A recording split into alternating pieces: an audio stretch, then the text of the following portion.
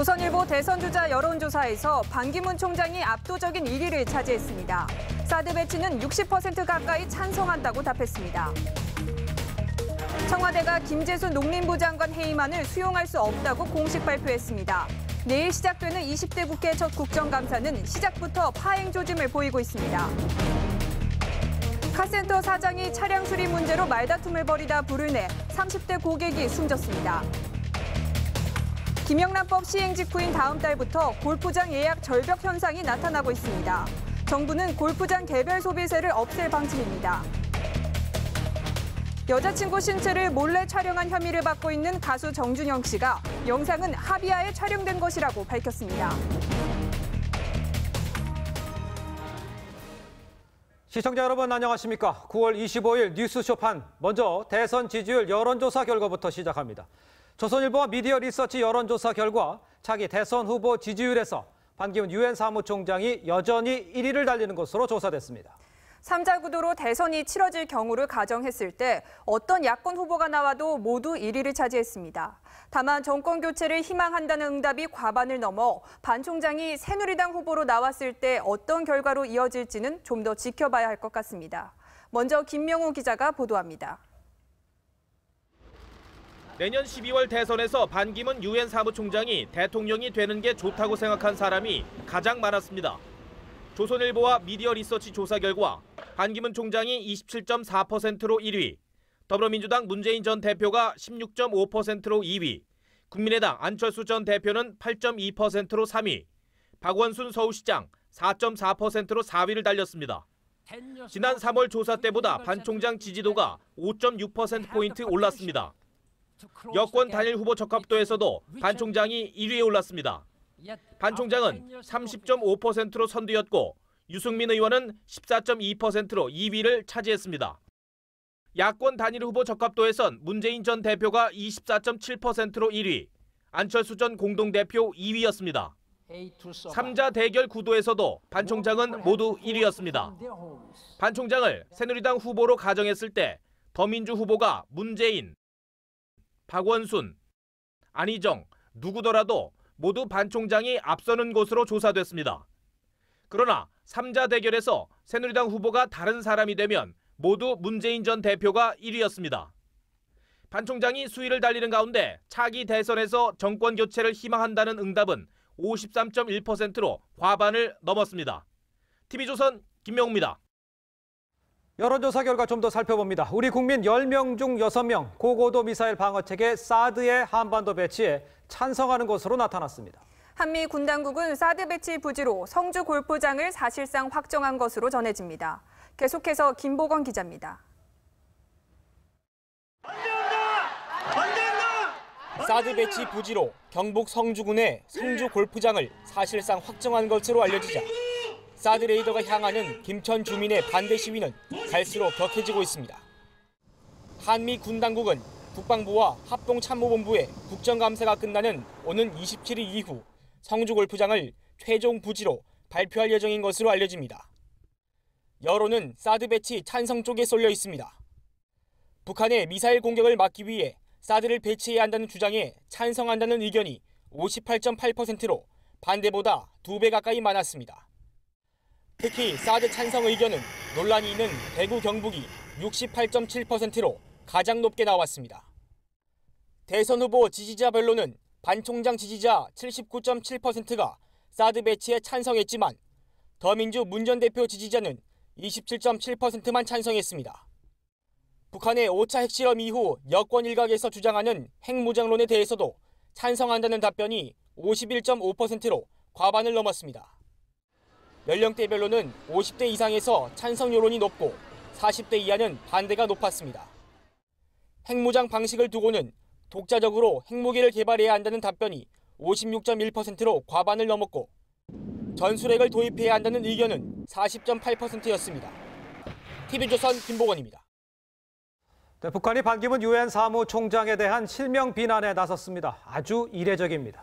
북한은 원래 유엔 수장이 한국인이라는 사실조차 숨겨왔는데 갑작스럽게 비난에 나선 의도는 무엇일까요? 이채영 기자입니다.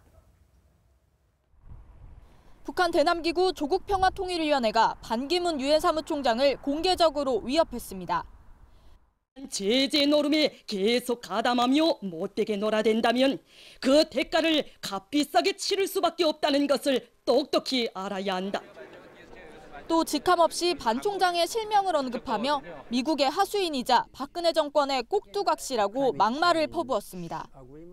반기문이 유엔 무대를 배경으로 미국의 철저한 하수인, 괴뢰 친미 보수 세력의 꼭두각시가 되어 북한 전역에 방송되는 조선중앙TV를 통해 반 총장을 실명 비난하는 건 이례적입니다. 북한은 그동안 유엔 사무총장이 한국 사람이라는 사실조차 주민들에게 알리지 않아 왔는데 여권의 강력한 대선 주자로 급부상하자 본격적인 비난에 나섰다는 분석입니다. 유엔 총회에 참석한 리용호 북한 외무상과 반 총장과의 면담이 불발된 것도 무관치 않습니다.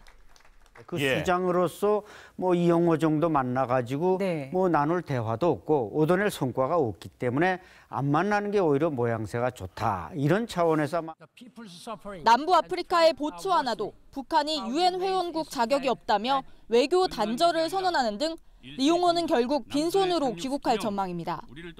TV조선 이채연입니다.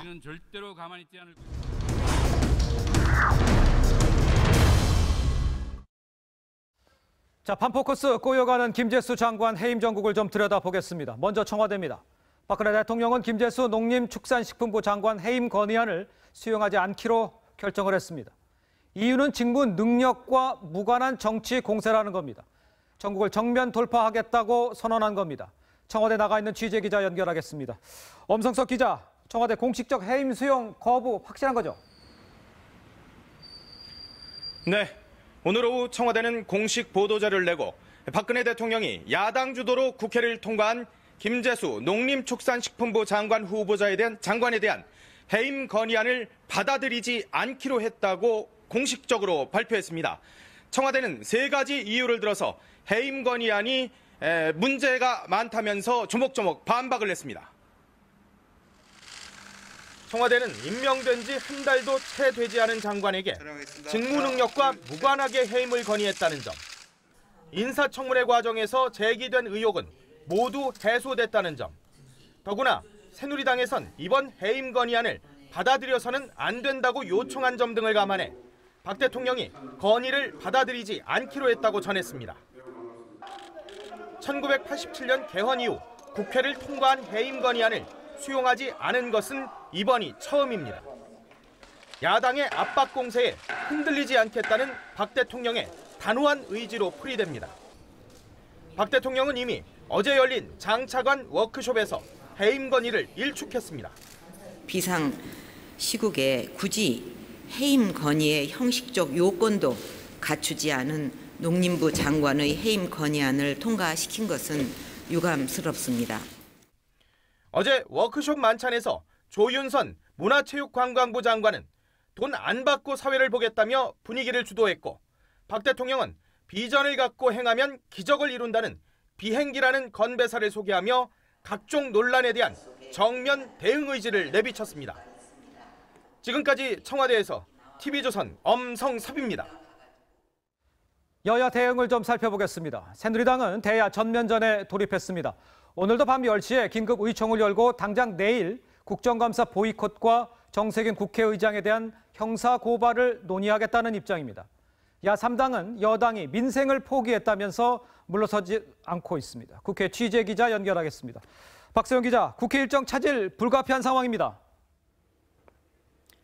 네, 여야의 강대강 대치는 한동안 계속될 것 같습니다. 새누리당은 휴일 인원을 긴급 최고위원회의를 열고 내일부터 시작될 국정감사 일정을 전면 거부하겠다고 했지만 잠시 후 오후 10시부터 열릴 의원총회에서 보이콧 선언을 철회할 가능성도 배제할 수 없습니다. 새누리당은 정세균 국회의장을 의회주의의 파괴자로 규정하고 정의장의 책임을 묻겠다고 했습니다. 형사 고발, 국회 윤리 회부, 사퇴 촉구 결의안 제출, 직무정지 가처분 신청, 권한쟁의 심판 청구 등 모든 수단을 동원해서 당초 사퇴를 선언했던 정진석 원내대표는 의원들의 재신임을 받아 원내사령탑 역할을 계속할 것으로 알려졌지만 현재 지역구로 내려가 여야 간 대화도 사실상 단절된 상태입니다. 야당은 새누리당이 끝내 국정감사를 거부할 경우 단독 국감도 불사하겠다는 입장입니다. 집권당이 국정감사를 보이콧하더라도 야3당은 예정된 일정을 정상적으로 진행시키기로 합의하였습니다. 국민의당 박지원 비상대책위원장은 여당 상임위원장이 회의를 개회하지 않을 경우 사회권을 요구하겠다고 했습니다. 그러나 국회 파행이 길어질수록 책임은 집권 여당에 돌아갈 수밖에 없어 새누리당이 곧바로 출구 전략을 찾을 것이란 관측이 나오고 있습니다. TV조선 박소영입니다. 자, 이렇게 사상 초유의 장관 필리버스터까지 등장을 했는데 국회 해임 건의안 처리 과정을 두고 여야 모두 지금 역풍을 걱정하고 있습니다. 일부에선 자성련이 나오기도 하지만 소수에 불과해서 이 강대강 여야 대치 상황 바꾸기에는 역부족입니다. 신정훈 기자입니다. 저녁 식사를 핑계로 의사 진행을 막은 필리밥스터에 장관 필리버스터라는 신조어까지 나오자 여당 내에서도 무리한 시간 끌기였다는 비판이 나옵니다. 지도부 입장에서 할 수 있는 일을 다 했다라고 하지만 그게 실리가 없는 거거든. 결국은 그 필리버스터를 한다 하더라도 결과론적으로 처수 변경을 하면 무슨 의미가 있냐 내가. 국정감사 전면 보이콧이 미르재단 등 각종 의혹에 야당의 동무대만 제공한다는 점에서 여당에게 실리가 없다는 점도 고민입니다. 해임 건의안이 형식적 요건도 갖추지 못한 정치 공세였다는 비판이 나오긴 야당도 마찬가지입니다. 국민의당 황주홍 의원은 대통령을 혼내준 것 외에 나라와 야당에 무슨 유리가 있을지 모르겠다고 했습니다. 해임안 반대에서 찬성으로 오락가락한 국민의당도 일관성을 잃었다는 비판에 직면했습니다. 더불어민주당은 전체 18개 중 10개 상임위 위원장을 맡고 있어 국정감사 단독 진행이 가능하지만 거대 야당의 횡포란 비난이 걸립니다. 여야 정쟁을 바라보는 시민 반응은 싸늘합니다. 경남에는 지진 때문에 정말 생활을 못하고 집이 무너지거나 이런 위험에 처해 있는 사람들도 많고 저희는 국민 입장에서 되게 언짢죠, 보기가. 이게 뭡니까? 왜 시끄러워요, 이렇게 나라가? 에? 이래가지고 행여가 살아나겠습니까? 난 참 요새 같으면 참 서글퍼요. TV조선 신정훈입니다. 지난해 민중 총궐기에서 경찰의 물대포에 맞아 혼수 상태에 빠졌던 백남기 씨가 오늘 오후 사망했습니다. 경찰과 백씨 측 시민들은 시신 부검 여부를 놓고 대치하고 있습니다. 그 과정에서 격한 몸싸움도 벌어졌습니다. 유혜림 기자입니다. 오늘 오후 2시쯤 서울대병원 중환자실에 있던 69살 백남기 씨가 결국 숨을 거뒀습니다. 경찰이 쏜 물대포에 맞아 혼수 상태에 빠진 지 317일 만입니다. 콩팥 기능이 마비됐잖아요. 그분이. 그래서 이제 콩팥 기능이 마비되면 여러 장기들이 다 문제가 생기는 거죠. 검찰과 경찰은 백 씨의 정확한 사망 원인을 규명하기 위해서는 원칙적으로 부검이 필요하다는 입장입니다. 하지만 시민단체 등은 이에 반대하고 있습니다. 백 씨가 경찰이 쏜 물대포를 맞고 중태에 이르게 된 게 명백해 부검이 필요 없다는 주장입니다. 직접적인 원인을 찾겠다며 백남기 농민의 사인이 물대포가 아니라고 발뺌하기 위해 백 씨의 시신은 오후 4시쯤 서울대병원 장례식장으로 옮겨졌고 빈소가 마련됐습니다. 검시를 위해 안치실로 들어가려는 경찰과 농성 중인 대책위 사이에 몸싸움이 벌어지기도 했습니다. 경찰은 서울대병원과 국립과학수사연구원 주변에 45개 부대 3,600여 명의 경력을 배치했습니다. 경찰은 검찰의 검시 이후 부검 신청 여부를 결정할 계획이라고 밝혔습니다. TV조선 유혜림입니다. 연예인들의 성추문이 끊임없이 이어지고 있는데요. 이번엔 가수 정준영 씨가 전 여자친구와의 성관계 장면을 몰래 촬영한 혐의로 검찰 수사를 받고 있습니다. 정 씨는 오늘 긴급 기자회견을 열고 사건 수습에 나섰습니다. 윤재민 기자입니다. 가수 정준영 씨가 전 여자친구와의 성관계 몰래카메라 논란에 대해 입을 열었습니다. 이번에도 그런 일을 해서 스스로 반갑습니다. 정 씨 측은 지난 24일 새벽 해프닝으로 이미 마무리됐다며 공식 입장을 표명한 데 이어 오늘 오후 긴급 기자회견을 가진 겁니다. 그는 몰래카메라 의혹에 대해 촬영은 했지만 몰카는 아니라고 해명했습니다. 논란을 불러온 영상은 사실 올해 초 서로 교제하던 시기에 서로 의지하에 장난삼아 촬영했던 짧은 영상으로 해당 영상을 바로 삭제했습니다. 정 씨의 전 여자친구 A 씨는 지난달 6일 정 씨를 경찰에 고소했다가 곧바로 처벌을 원치 않는다며 고소를 취하했습니다. 하지만 사건은 성범죄 특례법에 따라 검찰의 기소 의견으로 송치돼 현재 조사 중입니다. 정 씨는 추후 조사에 성실히 임하겠다며 고개를 숙였습니다. TV조선 윤재민입니다. 어제 저녁 서울의 한 카센터 주인이 30대 운전자와 말씨름 끝에 자신의 사무실에 불을 질렀습니다. 그런데 불이 옮겨 붙으면서 30대 남성이 숨졌습니다. 주말 사건 사고 이승훈 기자입니다. 시민들이 뭔가에 놀란 듯 불이 나게 달아납니다. 곧이어 반쯤 불에 그을린 한 남성이 건물 안으로 들어갑니다. 어제 저녁 6시 반쯤 서울 시흥동의 한 카센터를 찾았던 32살 곽모 씨입니다. 곽 씨는 내비게이션이 제대로 작동하지 않자 카센터를 찾아가 수리를 요구했습니다. 하지만 카센터 주인인 55살 권모 씨는 말싸움 끝에 사무실 바닥에 불을 질렀고 이 불은 곽 씨에게 옮겨 붙었습니다. 바닥에 뿌리고서 이렇게 부딪는 거예요. 서비스 일어나는 걸 갖다가 부른다 하니까 그런 거예요. 곽 씨는 병원으로 옮겨졌지만 숨졌습니다. 승합차 앞부분이 찌그러지고 오른쪽 뒷바퀴도 심하게 찢어졌습니다. 어젯밤 11시쯤 대전 통영고속도로 독산터널 인근을 달리던 승합차의 타이어가 터지면서 가드레일을 들이받았습니다. 이 사고로 차에 타고 있던 필리핀인 23살 M모 씨가 숨졌고 38살 J모 씨 등 7명이 다쳤습니다. 어제 경비행기 고개 비행 중에 추락해 주종사가 사망한 에어쇼. 서울항공청은 주종사가 최소 일주일 전에 고개 비행 허가를 받아야 하는데 아예 허가 신청을 하지 않았다고 밝혔습니다. 현재로는 그렇게 안 받은 걸로 확인된 걸로는 알고 있습니다. 국토교통부가 사고 원인 조사에 나섰지만 블랙박스가 없어 어려움이 예상됩니다. TV조선 이승훈입니다. 대우조선해양 경영 비리를 수사 중인 검찰이 강만수 전 산업은행장에 대한 구속영장을 재청구하기로 했습니다. 검찰은 강 전 행장을 대우조선해양 사태를 만든 책임이 있는 사익 추구형 부패 사범으로 규정했습니다. 장영욱 기자입니다. 대우조선해양 사태를 수사 중인 검찰 부패범죄 특별수사단 관계자들은 휴일인 오늘도 모두 출근해 긴급 대책회의를 열었습니다. 어제 법원이 강만수 전 산업은행장에 대한 구속영장 청구를 기각하자 대책 마련에 나선 겁니다.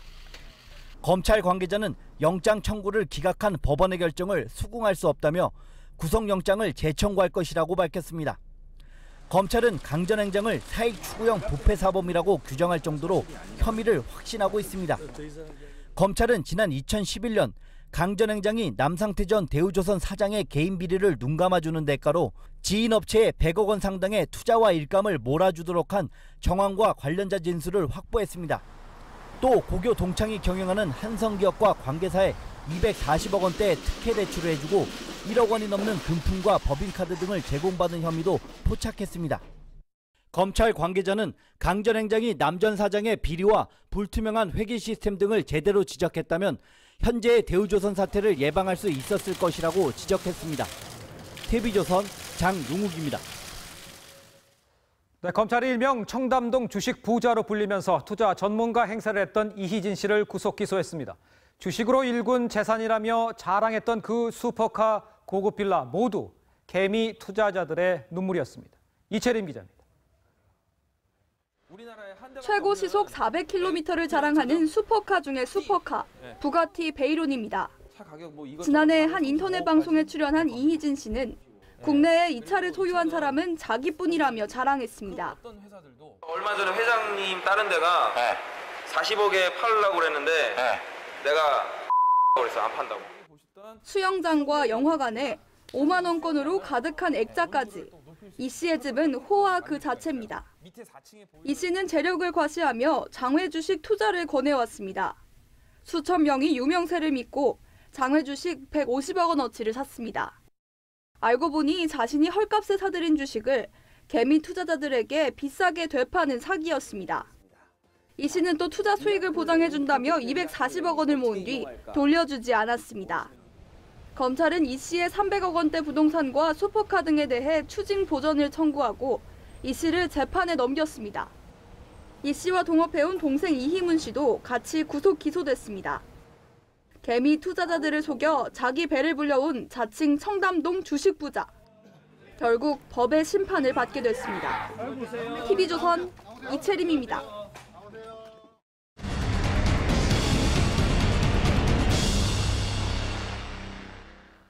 어제 오후부터 오늘까지 고리원전 주변에서 가스 냄새가 난다는 신고가 지금 잇따랐습니다. 시민들은 혹시나 지진과 관련이 있지 않을까 지금 불안해하고 있지만 관계 당국은 명확한 원인을 찾아내지 못하고 있습니다. 박성철 기자입니다. 부산 기장군 동쪽 해안에 자리 잡은 고리원전. 어제 오후부터 주변 주민들로부터 가스 냄새가 난다는 신고가 잇따랐습니다. 아저씨 나는 난다 그러는데요. 뭐 어떻게 해야 되나 싶어갖고. 기장군뿐 아니라 어제부터 오늘까지 접수된 신고는 부산에서만 13곳.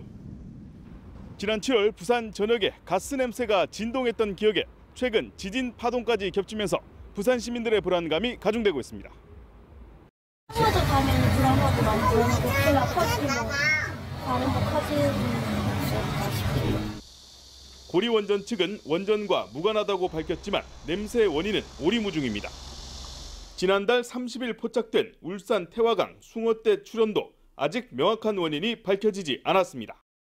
가능성은 여러 가지로 있을 수 있는데 지금은 아무것도 밝혀진 게 없기 때문에. 기묘한 숭어대 이동 모습에 이어 출처불명의 가스 냄새까지. 지진으로 놀란 시민들은 불안한 마음을 감추지 못하고 있습니다. TV조선 박성철입니다.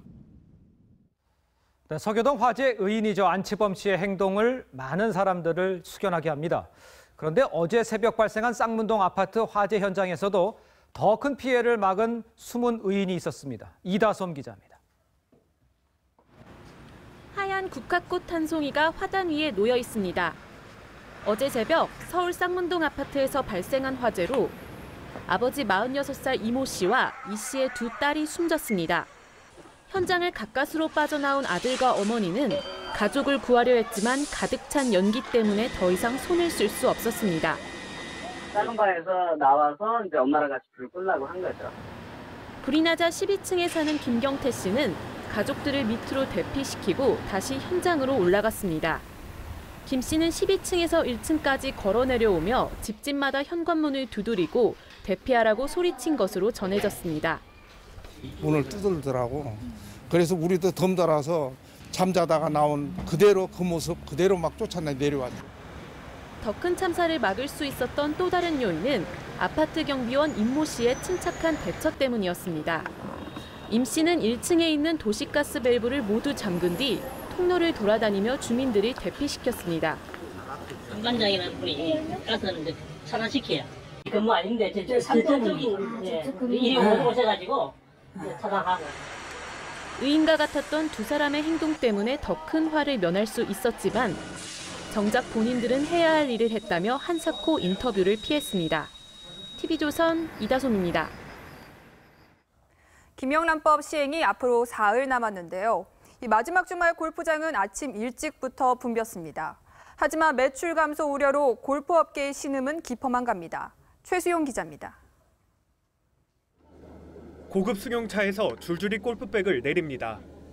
주차장은 이른 아침부터 빈 공간을 찾아보기 어려울 정도입니다. 김영란법 시행을 앞둔 마지막 주말, 이곳 회원제 골프장은 오후까지 예약이 꽉 찼습니다.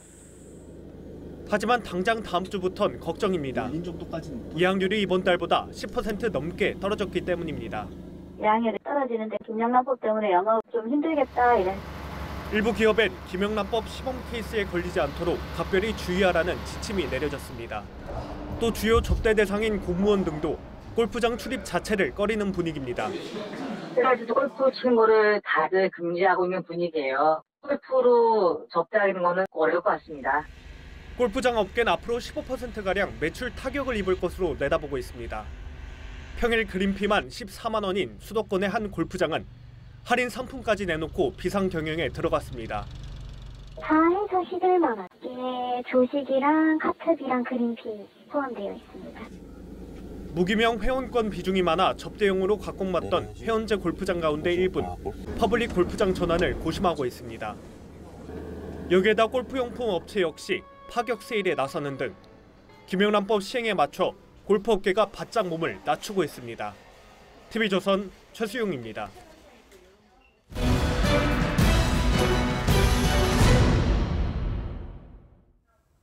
이런 가운데 정부가 골프장 입장료에 붙는 개별 소비세를 내리거나 없애기로 했습니다. 골프장 문턱을 낮춰 김영란법 시행 이후 소비 절벽을 막기 위해서입니다. 변재영 기자가 단독 취재했습니다. 회원제 골프장의 평균 그린피는 21만 원. 골프장이 내는 재산세와 종합부동산세 8만 원이 요금에 포함돼 있습니다. 여기에 개별 소비세, 교육세, 농특세, 체육진흥기금, 부가세 등으로 2만 4천 원이 추가로 붙습니다. 그린피의 절반이 세금인 겁니다. 정부 고위 관계자는 골프장 이용 시 개별 소비세를 낮추거나 아예 없애기로 했다고 밝혔습니다. 골프장 문턱을 낮추고 김영란법 시행 이후 소비 절벽을 막기 위해서입니다. 특히 입장료에 붙는 개별 소비세는 경마, 경륜장, 카지노 등 사행성 시설에 적용되고 있습니다. 운동시설로는 유일하게 골프장에만 부과되는 개소세의 적절성에 대해서 논란이 있어 왔습니다. 골프장 개소세가 폐지되면 회원제 골프장의 평균 그린피는 10만 원대로 내려갑니다. 골프라는 기적 스포츠라는 게 굉장히 다른 편견을 많이 갖고 계시잖아요. 그리고 대한민국 골프를 이끌어갈 그런 유망주들한테 좋은 환경을 만들어주는 것이 우선이기 때문에 골프장 개별 소비세 폐지 시 줄어드는 세수는 2천억 원대로 추산됩니다. 정부는 개별 소비세 인하 또는 폐지 방안을 조만간 발표할 계획입니다. TV조선 변재영입니다.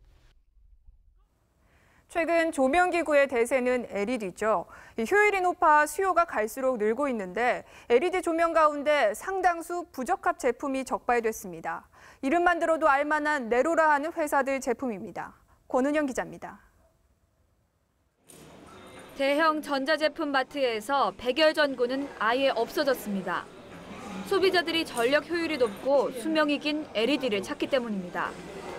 수명이 오래가고 또 인체에 무해하다고 저는 상당히 믿고 기대하고 있습니다. 그런데 판매 중인 LED 스탠드 12종류를 시험한 결과 성능이 제각각이었습니다. 2000시간 사용 후 밝기 변화를 확인해 보니 삼정 인버터와 홈플러스 2개 제품은 20% 이상 밝기가 저하돼 KS 기준에 못 미쳤습니다. 백산 L&T 제품은 외부 전자파에 의해 전원이 꺼지는 등 전자파 적합성 기준에 부적합했습니다. 태양광과 유사한지를 나타내는 연색성에서는 한일가람이 기준에 미달했습니다. 성능과 가격이 꼭 비례하지 않는 것으로 나타났습니다. 따라서 제품 구입 시 성능과 가격을 종합적으로 고려하여 제품을 선택할 필요가 있는 것으로. 소비자원은 빛이 내리쬐는 40cm를 벗어난 주변의 조도는 KS 기준에 미치지 못해 이를 감안해 구입하라고 권고했습니다. TV조선 권은영입니다. 네, 미국이 2019년 퇴역하는 고공정찰기 U2기를 무인화해서 탄도미사일 요격 체계로 활용하는 방안을 추진하고 있습니다. 북한 탄도미사일을 발사 초기에 요격하기에 적합하다는 평가입니다. 안영영 기자입니다. 주한미군이 북한을 감시하기 위해 운용하고 있는 U2 정찰기. 전투기가 접근할 수 없는 20km 고도에서 30cm의 크기의 지상 물체까지 식별할 수 있습니다. 60년 동안 하늘을 누볐던 U2기는 2019년 퇴역하고 고고도 무인정찰기 글로벌 호크가 그 자리를 대체하게 됩니다. 제조업체인 로키드 마틴은 U2와 글로벌 호크를 모두 대체할 수 있는 차세대 정찰기 프로젝트를 진행하고 있습니다. 프로젝트명은 TRX 사업, U2기를 무인화하는 사업입니다. 로키드 마틴은 이 무인화된 U2기를 미국 미사일 방어청이 추진하고 있는 탄도미사일 성층권 요격 체계로 제한하는 방안을 검토하고 있습니다. U2기에 레이저 무기를 탑재해 탄도미사일을 발사 초기에 요격하겠다는 겁니다. 탄도미사일은 상승 단계에서 속도가 느려 요격을 하기 가장 쉽습니다. 미국은 오래전부터 상승 단계에서 탄도미사일을 요격하는 체계를 연구해 왔습니다. 미국은 탄도탄을 중간 비행 단계에서 요격하는 SM-3와 GBI, 종말 단계에서 격추시키는 사드와 패트리어트-3를 보유하고 있지만 초기 단계 요격 체계는 갖추지 못하고 있습니다. 미국이 무인기 레이저 요격 체계를 개발하면 남북 간의 거리가 짧은 한반도에서는 유용한 요격 시스템이 될 수 있습니다. 주한미군이 도입하기로 한 고고도 미사일 방어 체계, 사드는 낮게 날아오는 스커드를 막는 데는 한계가 있습니다. TV조선 안형령입니다. 네, 북한이 어제 원산에서 에어쇼를 선보였는데 미국 헬기가 등장해서 어리둥절해하는 사람들이 많았다고 합니다. 그런데 사실 북한은요, 과거부터 무기를 밀수해서 제조하기로 유명합니다. 중국과 구소련은 물론이고 미국산까지도 제3국을 거쳐서 밀수입했습니다. 김동현 기자입니다. 북한 국기를 달고 360도 회전하는 헬기. 우리 군도 보유하고 있는 미국 휴스사의 500MD입니다. 북한은 1980년대 미국인과 독일인을 매수해 독일 대리점을 차린 뒤 이 헬기를 밀수했습니다. 이뿐만이 아닙니다. 지난 2012년 열병식에서 공개한 무인 자폭 공격기도 미국산 스트리커의 복사판인데 1970년대 시리아를 통해 수입한 것으로 알려졌습니다. 지난해 7월엔 북한 요원이 미군용 야간 투시경 장비를 밀반출하려다 체포되기까지 했습니다. 같은 공산권인 중국과 구소련은 주요 밀수입 통로입니다. 대륙간 탄도미사일 KN-08의 이동식 발사대는 중국에서 직접 밀수한 것으로 추정되고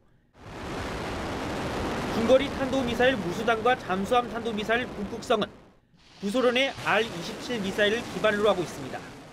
이런 역설계 기술은 단순히 카피하는 단계를 넘어서 자신들이 기존에 가지고 있던 기술들을 조합을 해서 새로운 어떤 무기체계까지 만들어내는 수준으로. 북한이 최근 공개한 위성 발사용 엔진도 러시아의 대륙간 탄도미사일 엔진과 유사하다는 분석이 나오고 있습니다. 북한은 1994년 구소련 붕괴 당시 러시아의 무기를 대거 밀수입한 것으로 알려졌습니다. TV조선 김동윤입니다.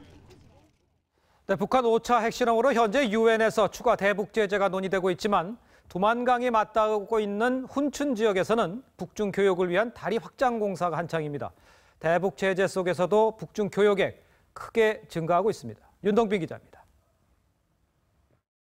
북한의 낮은 성공 자유무역 특별지구와 중국 훈춘시 위성 사진입니다.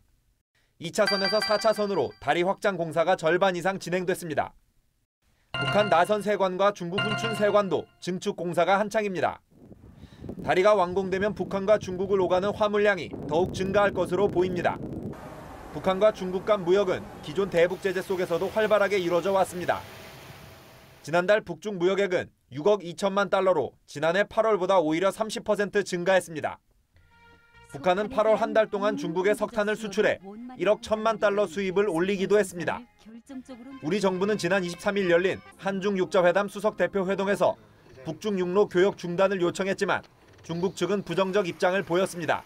중국과 북한은 사실은 특수관계예요. 북한의 비핵화 문제를 우리 한반도 평화 차원에서만 보는 것이 아니고 강력한 새 대북 제재안에 중국이 찬성하더라도 민생 목적이란 예외를 유지할 경우 북중 간 사업과 공사는 지속될 것이란 우려가 나옵니다.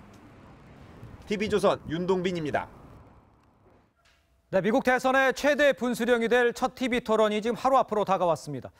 지지율은 초접전 양상인 가운데 양 진영 모두 첫 토론에서 기선 잡기를 위해서 벌써부터 네거티브 총공세 펼치고 있습니다. 이태영 기자입니다.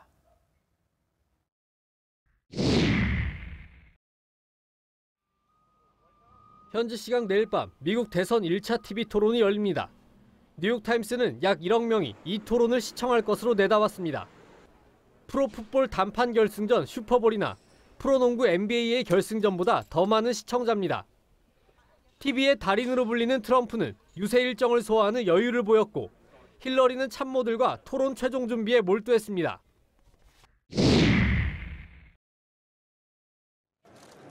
워싱턴 포스트와 ABC 방송이 25일 공개한 최신 여론조사에 따르면 두 후보 지지율은 2% 격차까지 좁혀졌습니다. 한때 6%포인트까지 앞서던 힐러리가 다시 오차 범위 내 추격을 허용한 겁니다. 광고에 소극적이던 트럼프도 1,545억 원의 광고비를 쏟아붓기로 결정했습니다. 도널드 트럼프는 TV 토론 현장에 힐러리의 남편 빌 클린턴 전 대통령의 과거 내연녀 제니퍼 플라워스를 초대하겠다고 시사했습니다. This whole experience is not easy for me. I will start by explaining why I came forward to tell my story about my affair with Governor Bill Clinton. 힐러리가 트럼프 저격수로 불리는 억만장자 마크 큐반을 방청객으로 부른다고 하자 맞불을 놓은 겁니다. 트럼프는 모니카 르윈스키나 폴라 존스 등 빌 클린턴과 성추문이 있었던 여성들을 힐러리 공격의 소재로 활용할 가능성이 높다고 미국 언론들은 분석하고 있습니다. TV조선 이태용입니다. 미국 샬럿의 대규모 시위를 촉발시킨 문제의 흑인 총격 사건 전모가 담긴 경찰차 블랙박스 영상이 결국 공개가 됐습니다. 그런데 화질이 너무 떨어져서 이 쟁점이 되는 피해자가 총을 소지했는지 여부 정확히 확인되지 않았습니다. 경찰과 유가족 측은 계속 맞서고 있습니다. 윤혜용 기자입니다. 샬럿 총격 사건 당시 경찰차 블랙박스에 담긴 영상입니다. 푸른 바지를 입은 피해자 스콧이 경찰관을 향해 몸을 돌리자 총성 4발이 울리고 스콧은 쓰러집니다. 하지만 화질이 떨어져 스콧 손에 총이 있었는지 알아보기 어렵습니다. 경찰관 보디캠으로 찍은 다른 영상도 결정적 장면은 담지 못했습니다. 경찰과 유가족 측은 당시 상황을 각자에게 유리하게 해석합니다. 스콧 측 변호사는 스콧이 얌전히 있다가 총을 맞은 게 확실하다고 주장합니다. He's not aggressively moving towards law enforcement. He's actually doing the opposite. He's passively stepping back. 경찰은 흐릿한 동영상 탓에 당시 스콧이 총을 들고 있었는지 확인할 수 없다는 점은 인정하면서도 현장에서 총과 총집이 나온 정황을 강조합니다. The footage only supports all of the other information, physical evidence, the statements from witnesses and officers, and all of the other information. 논란 끝에 동영상이 공개됐지만 해결의 실마리는 찾지 못했습니다. 샬럿시의 야간 통행 금지 조치에도 불구하고 경찰을 규탄하는 시위는 나흘째 밤까지 이어졌습니다. TV조선 윤혜웅입니다.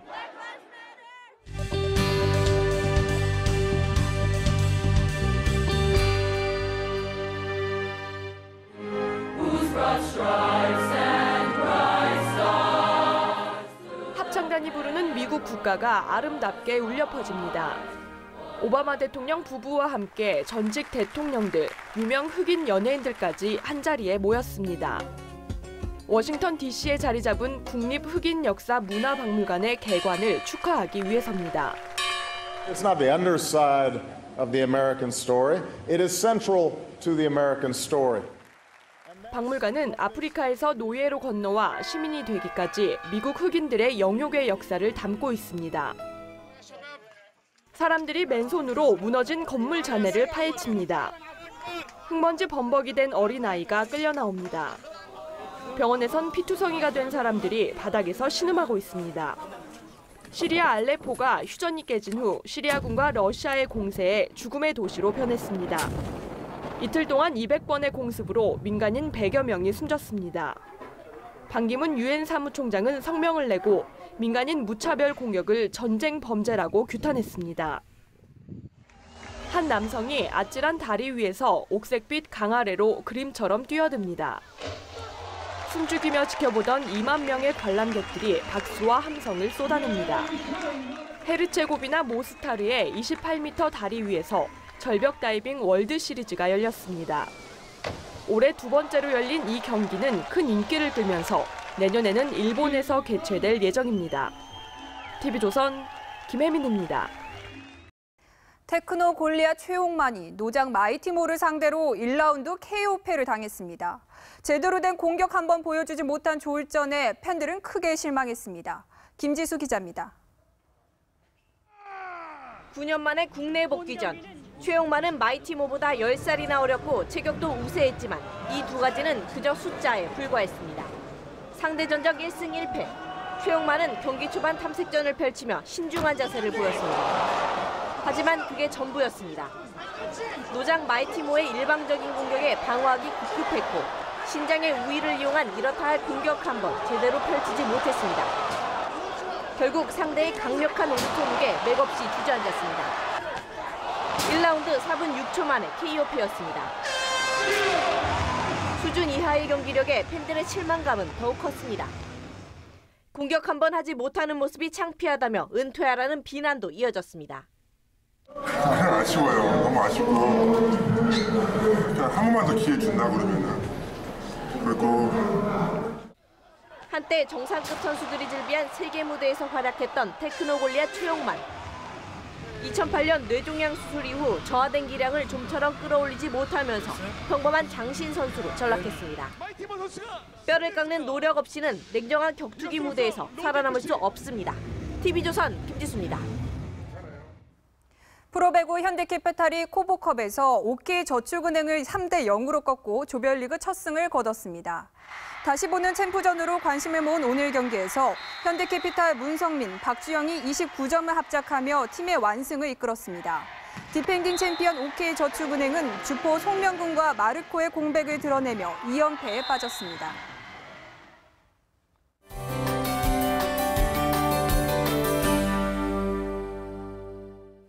네, 오늘도 전국의 가을 햇살이 꽤 뜨거웠습니다. 구름도 많았는데요. 내일은 오늘보다 기온이 올라 낮에 더 덥겠습니다. 하지만 아침, 저녁으로는 서늘하니까요. 일교차 유의하시고요. 남부지방은 모처럼 비 예보가 있습니다. 새벽부터 낮 사이 비가 올 것으로 보입니다. 중부지방은 종일 구름만 많겠고요. 서울의 아침 기온 20도로 시작해 낮 최고 기온 29도까지 오르겠습니다. 남부지방은 낮 최고 기온 26도 안팎을 보이겠고요. 비가 오는 지역은 5에서 30mm 정도 예상되고 있습니다. 동해안 지역도 구름만 많겠고요. 역시 영남 지역은 비가 지날 것으로 보입니다. 화요일과 수요일에는 모처럼 전국적으로 비가 내리겠는데요. 비가 오면서 이 낮더위는 물러갈 것으로 보이고요. 당분간 완연한 가을 날씨 이어질 것으로 전망됩니다. 끝으로 바다의 물결은 제주 해상에서 최고 3m까지 매우 높게 일겠습니다. 날씨였습니다. 자, 우리 경제가 정말 걱정입니다. 실물 경기는 1998년 IMF 외환위기 수준이고 실업 문제, 특히 청년과 장기 실업은 역대 최악입니다. 길을 진 정치권은 극한 대치를 하고 있습니다. 내일부터 예정된 국감도 파행이 불보듯합니다. 산적한 경제법안 처리도 요원해졌습니다. 국민의 깊은 한숨 소리가 들리는지 정치권에 묻고 싶습니다. 뉴스쇼판 마칩니다. 시청해주신 여러분 고맙습니다.